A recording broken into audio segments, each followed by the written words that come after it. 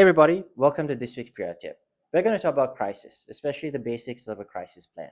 So let's really talk about assessing and then dealing with issues, right? So assessment really goes about trying to figure out what are the potential ways your brand could face crisis. So for a lot of that is, when people make complaints online, when you make basically people take incident or issue with your brand advertising. You got to think about what's the risk assessment around that.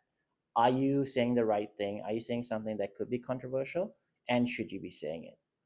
The second thing that we need to look at is how do you deal with crisis if it does happen? Make sure that you have a proper communication plan in place. So that means, how do you come up with a message? How do you come up with an apology? How do you come up with an issue explaining thing immediately? Should you wait? Should you try and squash the rumor, or should you be addressing these issues quickly? These are things that you need to assess right at the start and then come up with a cohesive way to be able to execute on these plans.